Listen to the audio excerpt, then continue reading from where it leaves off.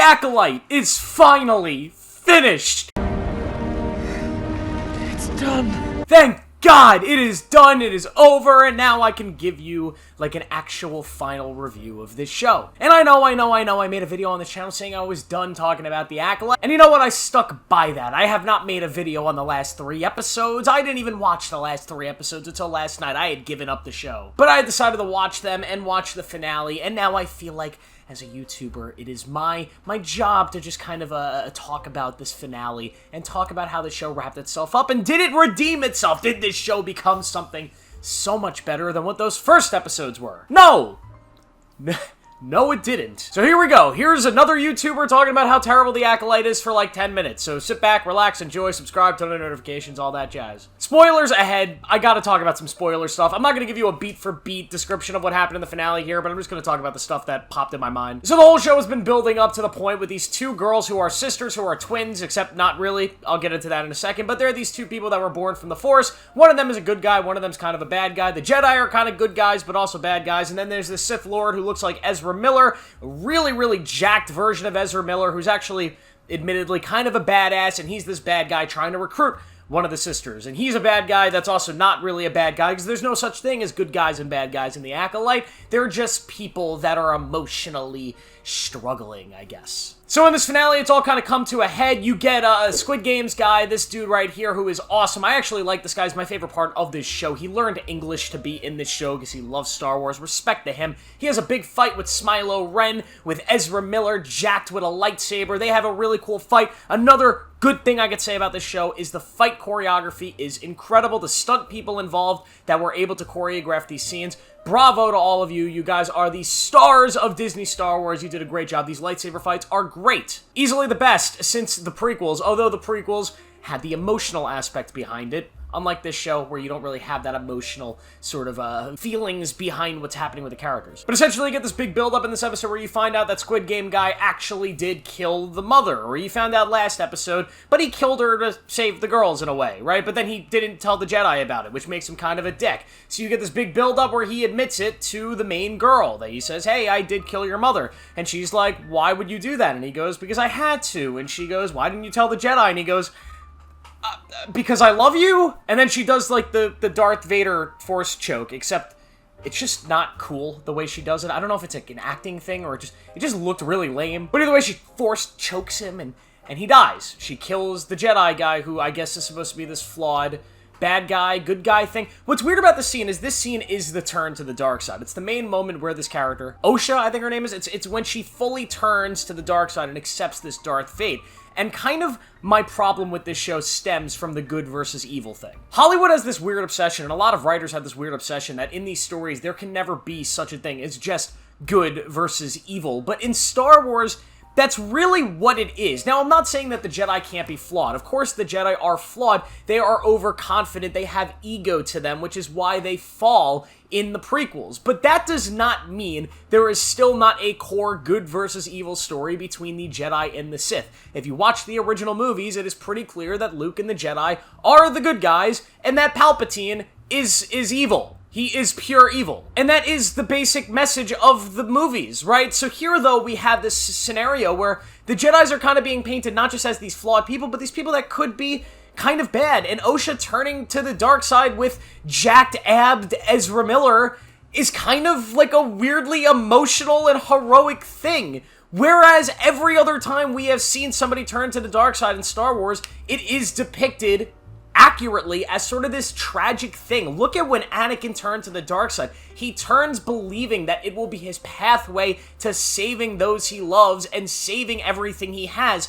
But in turn, turning to the dark side actually ended up with Anakin losing everything. He lost his brother in Obi-Wan. He lost the Jedi. He lost Padme and what he believed to be his unborn kids. He believed he lost them as well. He lost his kind of will to live and became a shell monster that is Darth Vader. It is a tragedy. That is what the original Star Wars saga, the first 2 trilogies, are about. It is the tragedy of Darth Vader and kind of the redemption, bringing him back to the light and pulling him from the grasps of evil. But in this show, Osha turns to the dark side, and it's almost like sexy? I don't know, like, Osha and Ezra Miller, you know, not Ezra Miller, but Jack Ezra Miller, Darth Ezra Miller, have, like, this weird kind of romantic thing going, and it's kind of nice and emotional, and it, like, what? Like, the Sith, these bad guys, should be painted as evil, and if you're going to redeem them in the Star Wars universe, it needs to be like Vader. We're pulling them back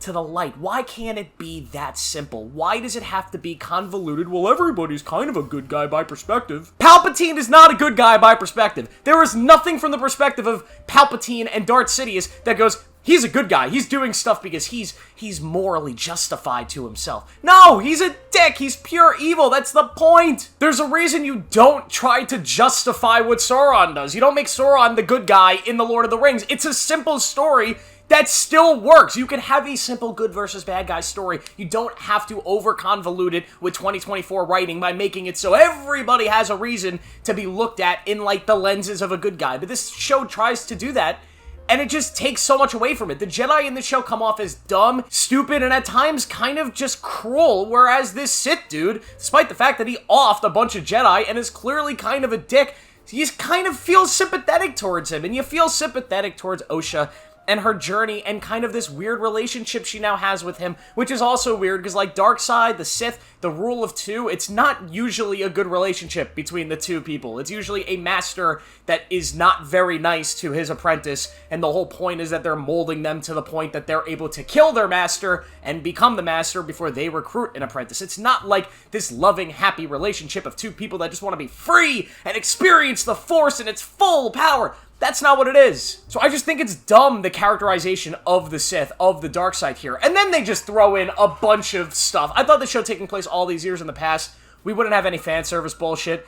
Then this last episode, they threw in all the fan service bullshit, and none of it makes sense. First up, Darth Plagueis?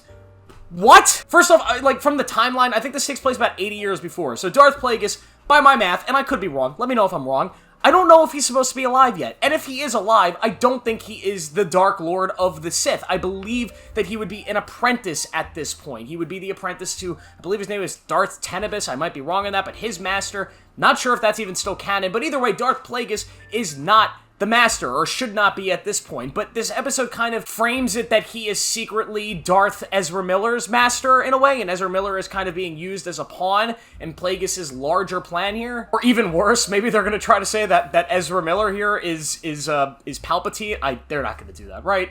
They're not gonna. No, maybe, no. But either way, we see Darth Plagueis, this monstrous creature, looking over and watching Ezra Miller from the distance, and we just don't get anything else from that. And I have so many problems with it. Yet again, the fact that Darth Plagueis even appears here just doesn't make much sense to me. Number two, the fact that Darth Plagueis finds out how to create life from the Force is because he was inspired by the Acolyte is something that I just do not want to accept. And number three, Darth Plagueis being presented as this big, gigantic, evil monster. Yes, he is an alien creature. He is a weird-looking thing. But the whole point of Darth Plagueis and Palpatine is not that they looked like monsters. They didn't look like these monstrous, evil things, because guess what? They were Sith in hiding. They were trying to take over the galaxy from inside. They were putting on a good face, a happy face, so nobody would suspect them. If they walked around looking like Plagueis looks in this cave, they would have never ever been able to take over the galaxy the way they did. Plagueis, I believe in the books, is kind of this rich aristocrat. He jewelry and beautiful outfits. Nobody would ever suspect that he's secretly this Dark Lord of the Sith. Palpatine's the same way. He literally was a senator, became chancellor, seemed like this nice grandpa. Nobody knew he was secretly this monster. The only time he actually becomes this physical monster is when he's already won. So it's like, who gives a shit? But, like, it's just weird to present the Sith. It's like, yeah, you know he's evil because he's gross and looking from a cave, and it's just so stupid and takes away from what they already fucked up the character, and the character hasn't even done anything yet. And then the last shot of Yoda, because why not? Why not bring Yoda into this mess? Like, we knew he was there. Like, that's the one thing. I have no canon complaints about it. We knew Yoda was there, but it's just dumb. Don't bring him in. Shit this show is. 1 out of 5 I will give it. Yeah, I didn't like The Acolyte. 1 out of 5. I was not a fan of the show at all. It is one of the worst shows in Star Wars, one of the worst Star Wars things we've gotten. I just have so many problems with this show from start to finish. I don't think the core story works. I do think the lightsaber fights are really, really great. I actually think, and I've been making fun of him and calling him Darth Ezra Miller, Smilo Ren, Ezra Miller with abs and a lightsaber. I've been saying all these things. But Manny Jacinto, I think that's how you pronounce his name, who plays this character, I think he does a great job. He's physically committed to it. He's probably my favorite part of the show, and I think with better writing could have been a very, very cool dark side villain. There are a lot of things this show could have done well, but at the end of the day, this is a show with a $200 million budget, and I just don't know where that money went. This show is a mess. It's a disaster. It's one of the worst things in Star Wars, and I never want to talk about it again. Except for tomorrow, when I rank through every Star Wars show ever, so stay tuned for that. Let me know what you guys thought of The Acolyte down below. Make sure to like this video, subscribe for more, turn on notifications. I post every single day, so I will see you tomorrow.